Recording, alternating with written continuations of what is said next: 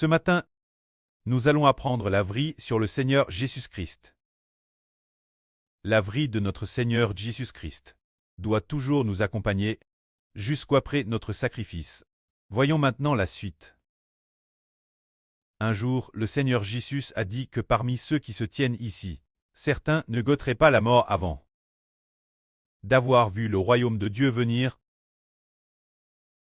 Il a dit qu'avant que certains ne meurent, ils verraient Jésus dans le royaume de Dieu. Ainsi, après que le Seigneur a dit ces mots, 6 jours plus tard, il emmène Pierre, Jean et Jacques secrètement sur une haute montagne.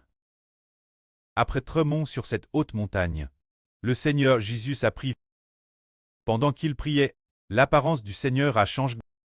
Le visage du Seigneur ne ressemblait plus son visage sur terre. Ce n'était plus ce visage, son visage mettait une lumière infinie, comme le soleil brillant de 1000 feux. Ce moment précis, ses vêtements devinrent aussi blancs que la lumière. Soudain, ses disciples virent 2 hommes venir parler au Seigneur Jésus. Ces 2 hommes étaient Moïse et Élie. Ils apparurent dans la gloire, parlant du sacrifice de la vie du Seigneur Jésus-Christ pour l'expiation.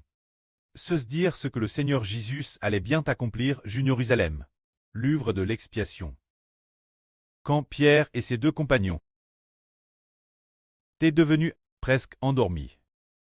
Mais ce moment-là, lorsqu'ils se réveillent et regardent, ils virent la gloire du Seigneur Jésus-Christ.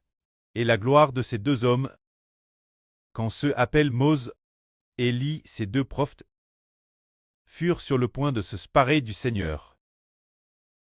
Pierre dit au Seigneur, Seigneur, il est bon que nous soyons ici si tu le veux. Dressons ici 3 tentes. Une pour toi, une pour Moïse, une pour Élie. En fait, Pierre ne savait pas trop quoi dire ce moment-là.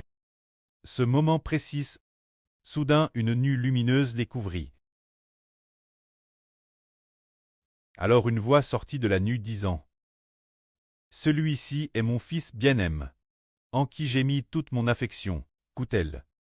En entendant cette voix, les disciples tombent le visage contre terre, saisis d'une grande frayeur.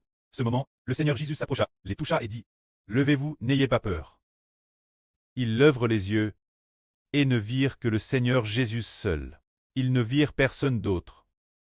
Alors, quelle était cette vision? Cette vision raconte que Jésus est bien le roi du royaume des cieux. En effet, il est vraiment le roi du royaume céleste. Alors comment savons-nous qu'il est le roi du royaume céleste? Parce que lorsque le Seigneur Christ priait, le Seigneur a changé d'apparence. Son visage resplendissait comme le soleil, ses vêtements étaient blancs comme la lumière. C'est la gloire du Seigneur Christ vue de leurs propres yeux par les disciples. Mais qui étaient ces 2 hommes qui parlaient avec le Seigneur Jésus? Appelle Moïse et Élie, qui étaient ces 2 hommes? Est-ce le Moïse de l'Ancien Testament, Élie de l'Ancien Testament? Non, car le Seigneur Jésus est venu au monde. Non pas pour parler de l'Ancien Testament, mais pour parler du Nouveau Testament. Seuls ceux du Nouveau Testament peuvent être rois. Le Moïse et Élie de l'Ancien Testament n'ont pas eu l'occasion de régner avec le Christ. Madame, ces 2 prophètes, leur statut n'était pas égal celui de l'apôtre Pierre et des siens. Alors ces 2 prophètes appellent Moïse. Et ces 2 prophètes appellent Élie.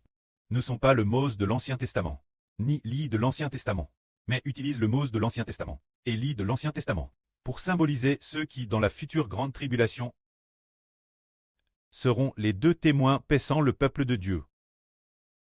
Ces 2 témoins sont les 2 oliviers. Alors, pendant que Pierre parlait, une voix vint du ciel disant, celui-ci est mon fils. Mon bien-aimé, en qui j'ai mis toute mon affection. Écoutez-le. C'est Dieu lui-même qui, pour son propre Fils, notre Seigneur Jésus-Christ, rend témoignage, afin que les 3 disciples du Seigneur croient fermement. Croient que ce Christ appelle Jésus est le Fils de Dieu,